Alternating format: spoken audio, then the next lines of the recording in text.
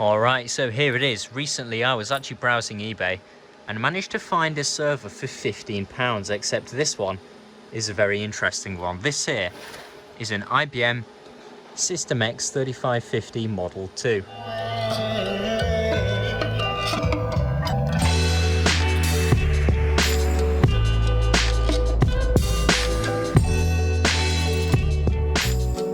Sporting the Intel Xeon 5500 and 5600 series processors. This thing in theory can be equipped with up to 192 gigabytes of RAM and two x56, I believe is it 87s? I'll have to check that number. But regardless, let's see what we've got, because off the bat it's not looking very good for this server. Now I have sourced some parts, as you'll be able to see, dotted around, and we're going to take a proper look at this server because the eBay listing reckons it has no memory. It's an ex-Barclays server and it has no CPU cooler, so if we have a CPU that will actually be magical. I have managed to source a CPU cooler from a old HP, it looks like a HP server to be honest with you, but yeah, definitely not out of that, as that has a huge cooler. But yeah, let's see what we've got here. We've actually got some stickers littered all over this. No RAM, no CPU cooler ins, server bought by something, and then here what it said on the advert was used by Barclays, whatever POC means. But yeah, let's actually crack the lid on this thing. It's going to need a good cleaning, I'm thinking, in order to make this, there you go, dirty, in order to make it clean, but you never know. Let's see exactly what we've got inside. Alright, so here we are. And to be fair, off the bat, it's actually not looking too bad inside. To say that the case was that mucky, I instantly see off the bat we have got a HBA or RAID card here. We've actually got, by the looks of things, 8 drive bays. Not bad. Oh, 6 bays rather.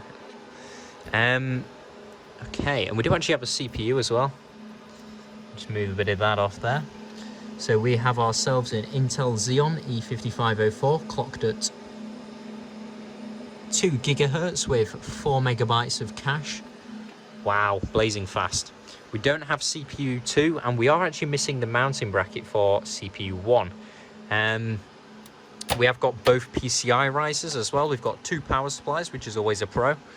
And let's actually see if we have got any memory or not. That's actually not too bad. And it doesn't look like there is anything under there, whatever that is. Okay, so we do actually have 2 4 gigabyte sticks of HP memory. Brilliant. I may as well move that into some of my actual HP servers. That's much better than really what else I would have been putting into this. But yeah, I guess what we should do is we should pop this cooler on it and I guess see if it actually fires up at all or not. I am a little bit doubtful, to be honest, just based on the... Oh, I may have just broken a drive caddy there. Standard. Oh well, but yeah, let's get some proper cooling on it and see what we can do. Now, I don't think this HP cooler is going to fit or even screw down. No, it's miles off.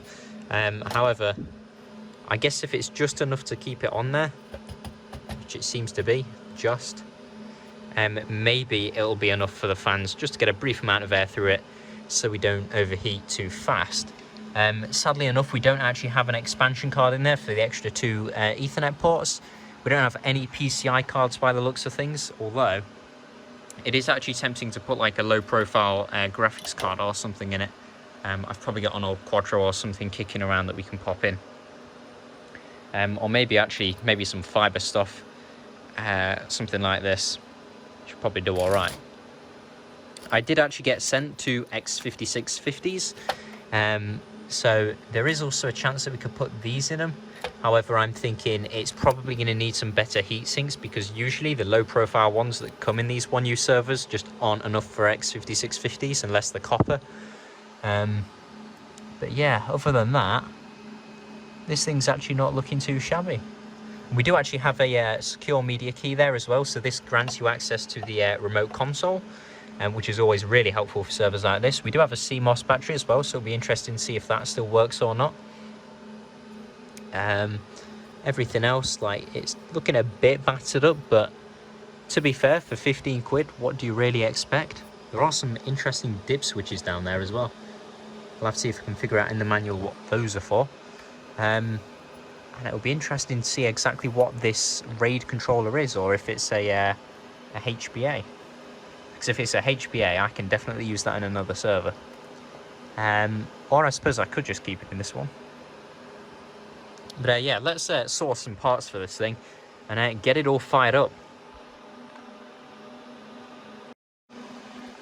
Okay, so in theory, everything is connected other than power now. So I guess let's plug it in and see if we can get anything out of it. For £15, I'm really not expecting this to boot at all. You never know. We have a green blinking light. Always a good sign.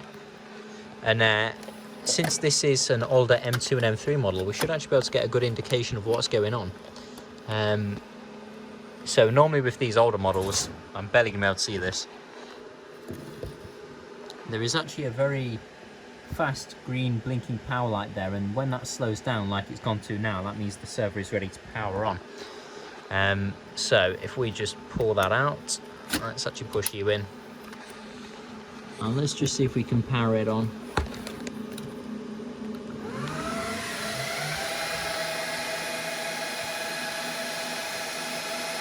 Plenty of dust being blown around, but other than that, it's not blown up yet. Let's see if we get a display.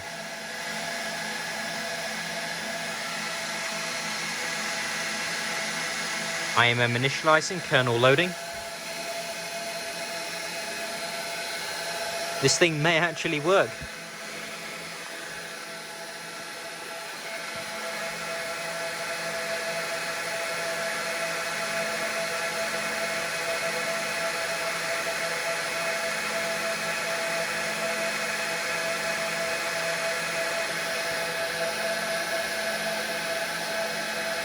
It's feeling quite cool too.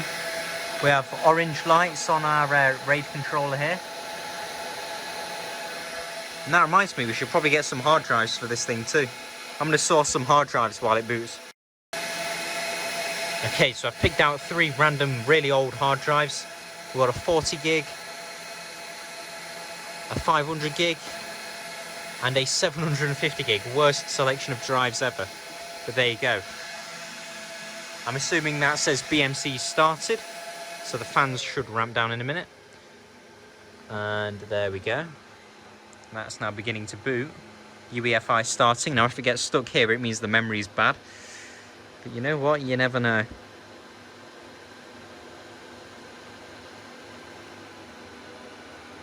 It's actually really quieted down. To say we've only got that tiny heatsink on it. System initializing. Do not turn system off. Okay. We have got a warning light. So our power supplies, that's only because I've got 1 out of 2 power supplies plugged in, so that's fine. IBM System X, would you look at that?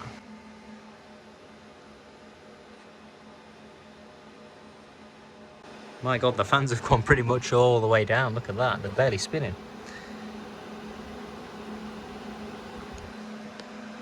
F1 for setup.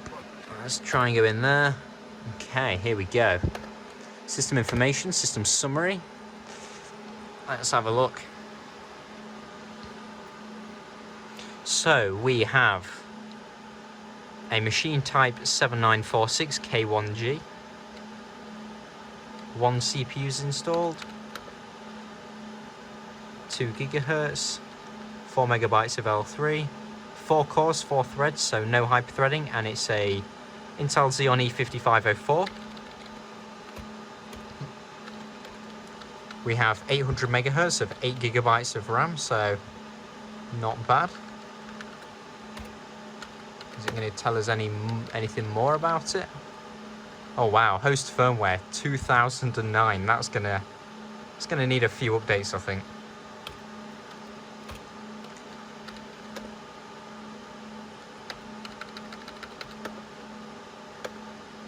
Let's see if we've got anything for... Okay, we do actually have an LSI. Oh wow, look at that.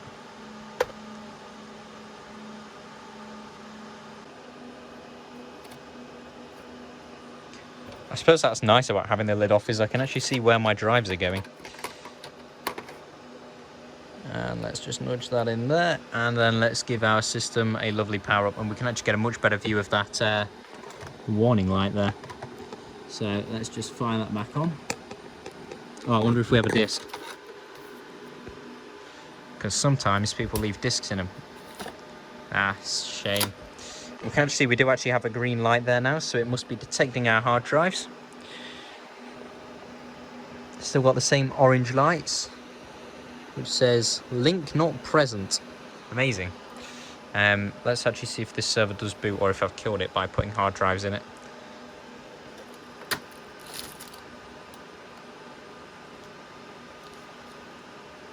So it says it's on 9F at the moment. Absolutely no idea what that means. However, we did have some blinking for a moment there. There we go, look at that. So that must tell us now that our hard drives are working. However, still no display. Or is our monitor being a...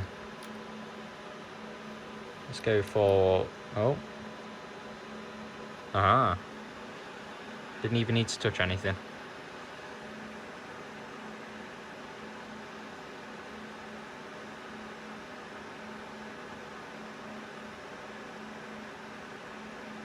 Now, is it going to boot Windows? Aha, it is. Let's see if it actually boots or not. That'll be the next question.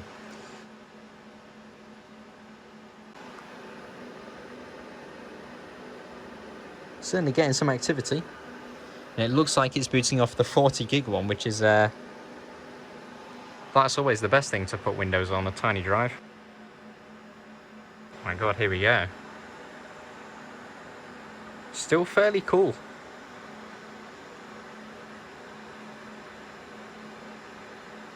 I don't think we're going to be running any benchmarks through this though without risking killing it. I am skeptical enough using this heatsink because some of the screws are very, very close to that main board. And even if that area is grounded, well, I'm sure if we get a lovely chunk of metal just touching the main board there, it's not going to be very helpful. It is taking forever for this to load. Do we have a mouse yet? No mouse. Let's just pop that back in. Oh, we do have a mouse.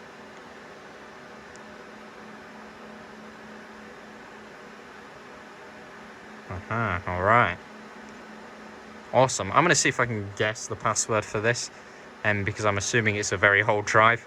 And let's see what we're dealing with. Okay, here we are. Yeah, this one must have been used for testing because there's absolutely nothing on it. Let's actually give this thing an internet connection off the test bench here. Where's our Ethernet ports at? Just that. Let's try and get that in. There we go. Let's just see if it gives us any network or not. So, oh, I was hoping that would maybe be show up as 1600 megahertz because it's 800 megahertz with DDR.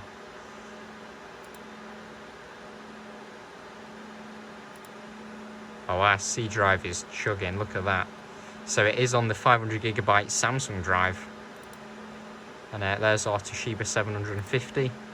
And there's the really old 40 gigabyte drive. Now it looks like it's passing it through, which makes me wonder if it is a HBA. So yeah, we've got 4 cores, no hyperthreading. Right, let's show me some Cinebench. And what we're also going to do is we're also going to set this to high priority, so it sort of prioritizes this over pretty much every application that we're running. We're going to keep CPU Z open.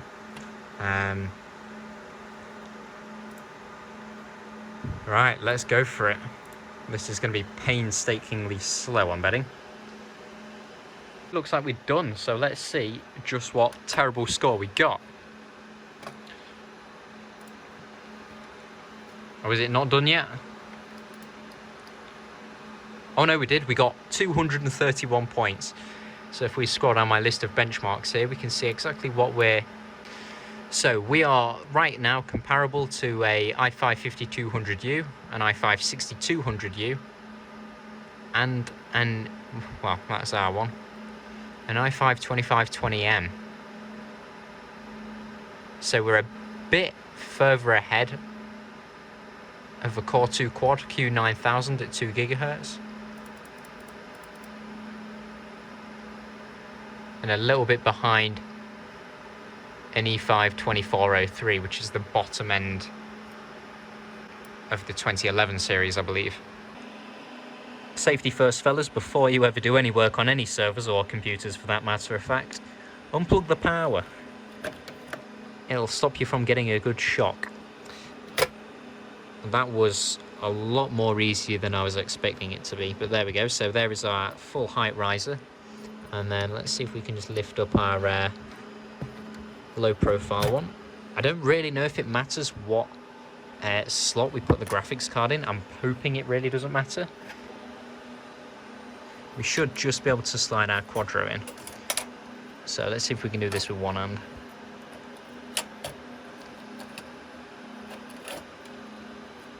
This is really not the way to do it.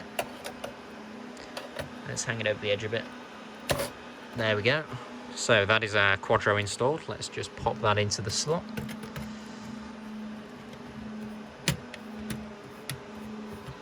Awesome, that seems all nice and in. And then we just need to do the same for our 10 gig Emulex card. So let's just try and line that up.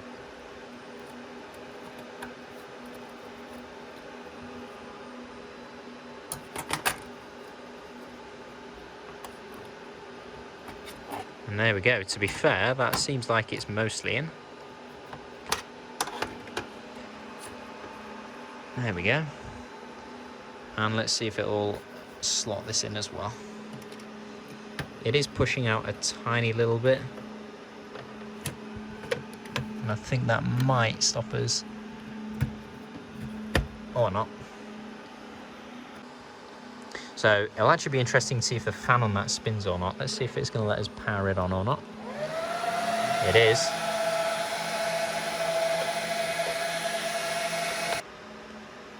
Well, annoyingly, the NVIDIA driver doesn't work and instead says it can't find the right graphics driver for our rig. However, I'm going to try and install some of the other drivers and bits of media we've got here. I'm not quite sure if it's doing if it's still using the onboard or if it's, well, I guess one way to find out is just jiggle. Nope, it's definitely using the Quadro then. See if it picks anything up.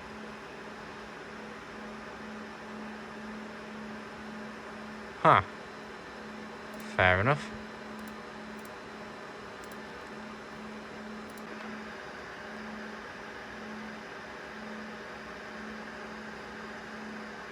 Here we are. That's pretty fast. So we have a BR10i, IBM Server BR10i, whatever BR means. Does this thing support RAID?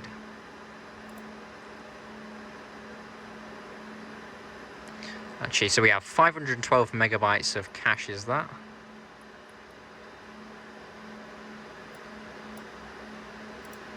It's actually not a bad card. It doesn't seem to want us to... Oh no, we can create a virtual drive. What RAIDs does this support? So we don't support RAID 5. That's a shame. That, or it might do, but it might not let us use it because we've got 3 random drives. I'm just going to leave this to run, I think, because once it gets the IMM done, we can then get the rest of the firmwares done. But that's really boring. I mean, at the end of the day, we've seen that this £15 server does in fact work, even if it is in a particularly mucky state. It seems to all be happy now that I've plugged both of the power supplies in, so we have no warning light anymore, which is much better. This bit is a bit sticky when it goes in. It doesn't seem to want to sit in unless you get it really firmly, so I might have to look at reseating that. But overall, for £15, I think we've done all right. Yeah, I'm going to get this all sorted out, and I guess I'll see you all in the next video. Goodbye.